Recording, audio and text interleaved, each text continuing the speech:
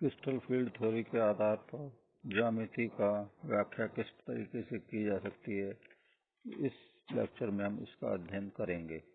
यहाँ पर जैसा कि हमने ज्यामिति के बारे में पढ़ा है, यह अष्टफलकीय प्रकार की, चतुष्फलकीय प्रकार की और वर्गाकार समतलीय प्रकार की और विकृत प्रकार की, टेट्रागोनल प्रकार की ज्यामितियां होती हैं। सामान्यतः यह अष्टफलकीय ज्यामितियों का निर्माण करते हैं, जो कि क्योंकि इसमें 6 लिगेंड मेटल आयन के नजदीक आते हैं और जब 6 लिगेंड इसके नजदीक आएंगे तो अधिक मात्रा में ऊर्जा मुक्त होगी। जब पर्याप्त मात्रा में ऊर्जा मुक्त होगी तो यह स्थायी संकुलों का निर्माण करेंगे और विशेष परिस्थितियों में ये वर्ग समतलीय या चतुष्फलकीय संकुल भी बना सकते हैं, क्योंकि 6 लिगेंड अधिकतम लिगेंड आ रहे हैं और अधिकतम लिगेंड मेटल आयन के कक्षकों के साथ इंटरेक्शन करके आयनिक या स्थिर विद्युत आकर्षण बल के द्वारा यह अधिक मात्रा में ऊर्जा मुक्त करते हैं। इसलिए स्थायी संकुलों का निर्माण करने के कारण सामान्यतः अष्टफलकीय ज्यामितियों का निर्माण होता है। वर्गाकार समतलीय ज्यामिति जो है वह D8 विन्यास वाले धातु आयन अधिक मात्रा में बनाते हैं। जब कोई अत्यंत प्रबल लिगेंड D8 कन्फिगरेशन वाले जैसे निकेल +2 या प्लेटिनम +2 आदि मेटल आयन के नजदीक आते हैं तो dz² और dxy² जो कि Eg प्रकार के कक्षक हैं, उनमें dz² की ऊर्जा dx² - y² की तुलना में कम हो जाती है। तो जब D8 इलेक्ट्रॉन भरे जाते हैं तो उनमें dx² - y² कक्षक जो है वह रिक्त रह जाते हैं और यह dx² - y² कक्षक x - x और y - y अक्ष पर अभिविन्यसित होते हैं, जिसके कारण ये 4 लिगेंड केंद्रीय धातु आयन पर बिना प्रतिकर्षण बल के पहुंचकर स्थायी वर्गाकार समतलीय संकुलों का निर्माण करते हैं। यहाँ पर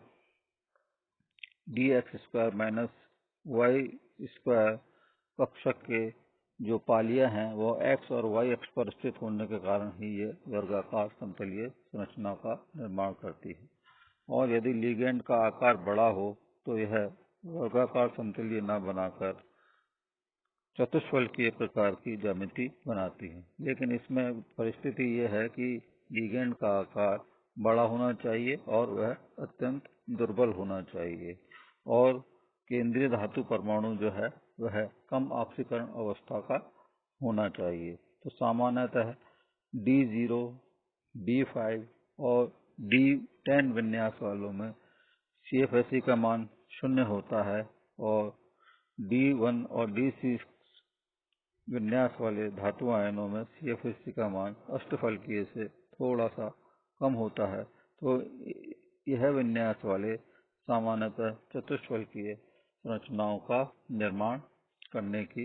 संभावना रखते हैं। तो यानी कहने का मतलब यह है कि जिनमें D0, D5, D10 व D1 या D6 कॉन्फ़िगरेशन हो और लिगेंड का आकार बड़ा हो और अत्यंत दुर्बल हो और जो धातु परमाणु आयन है वह कम ऑक्सीकरण अवस्था वाला हो, तो ऐसी परिस्थितियों में चतुष्फलकीय संकुलों का निर्माण होगा। D9 विन्यास वाले जैसे कॉपर +2 संकुल अष्टफलकीय ज्यामिति के स्थान पर कई बार द्विसमलंबाक्ष टेट्रागोनल आकृति वाले ज्यामिति वाले संकुलों का निर्माण करते हैं, जिसमें जो लंबवत लिगेंड होते हैं वह अपेक्षाकृत अधिक बंध लंबाई के होते हैं और जो वर्गाकार समतल में होते हैं या तल में होते हैं वह चारों समान लंबाई के होते हैं। यानी इन चारों की तुलना में दो बंध जो हैं वो है अधिक लंबे होते हैं, जो कि तल के लंबवत और तल के ऊपर और तल के नीचे होते हैं। तो ऐसी स्थिति में यह टेट्रागोनल ज्यामिति का निर्माण करते हैं। तो जैसा हम देखते हैं कॉपर +2 में D9 इलेक्ट्रॉनिक विन्यास होगा। तो जब इसमें क्रिस्टल क्षेत्र में कक्षकों का विपाटन होगा तो उसमें T2G कक्षक कम ऊर्जा के और EG कक्षक अधिक ऊर्जा के होंगे और इलेक्ट्रॉनिक विन्यास में T2G6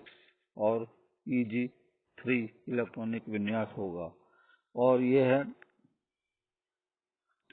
और अधिक विपाटित होकर जब लंबवत और 6 लिगेंड X, Y और Z अक्ष से आएंगे तो उस स्थिति में यहाँ पर ये और विपाटित होकर जो है Z अक्ष पर वाले जो है वह कम ऊर्जा के होंगे और XY ऊर्जा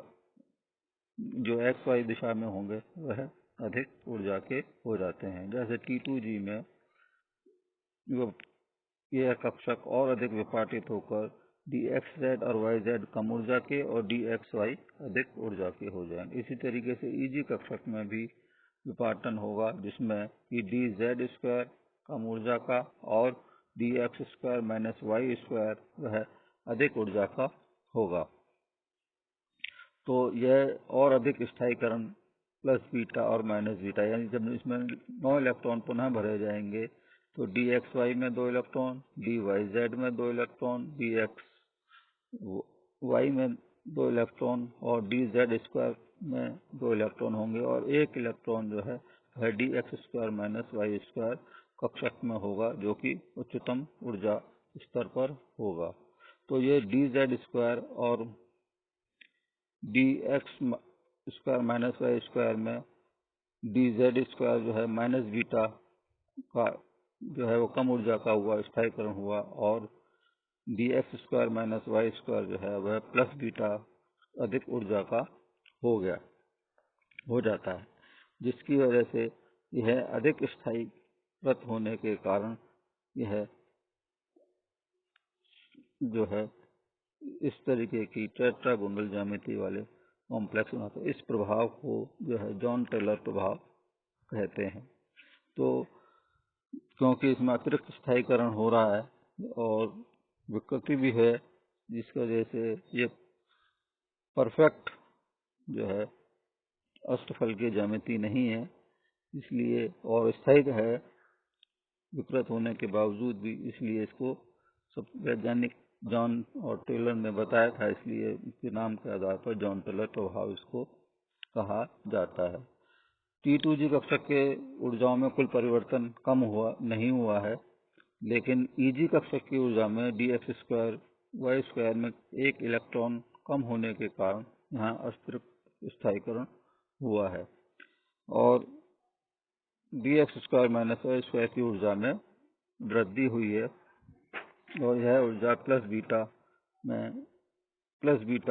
ऊर्जा की वृद्धि हुई है, जबकि DZ² कक्षक की ऊर्जा में -β की कमी हुई है। तो जब इसकी कुल कितनी और अतिरिक्त ऊर्जा मुक्त हुई तो यह 1 इलेक्ट्रॉन +β के और 2 इलेक्ट्रॉन -β के होने के कारण कुल इलेक्ट्रॉनों में कमी जो आई है वह जो मुक्त ऊर्जा हुई है वो -β अतिरिक्त ऊर्जा मुक्त हुई है। इस कारण से यह अतिरिक्त ऊर्जा मुक्त होने के कारण ही अतिरिक्त स्थायीकरण को भी प्रदर्शित कर रहा है। तो D9 इलेक्ट्रॉनिक विन्यास वाले विकृत अष्टफल की ज्यामिति होते हुए भी, आकृति ग्रहण करते हुए भी ये स्थायी ज्यामिति हो जाती है। इसी तरीके से निम्न चक्रण में D7 और D4 इलेक्ट्रॉनिक विन्यास जिसमें उच्च चक्रण होता है उसमें भी DZ² कक्षक में 1 इलेक्ट्रॉन आता है, जिसकी वजह से यहाँ पर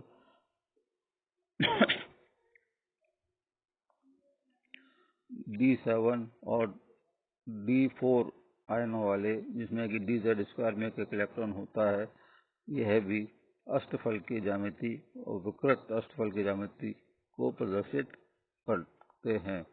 इस विकृति के कारण स्थायित्व की व्याख्या यह क्रिस्टल फील्ड थ्योरी के आधार पर की जा सकती है और उनके ऊर्जाओं के मान को भी समझाया जा सकता है और ऊर्जा कैलकुलेट की जा सकती है। इसलिए यह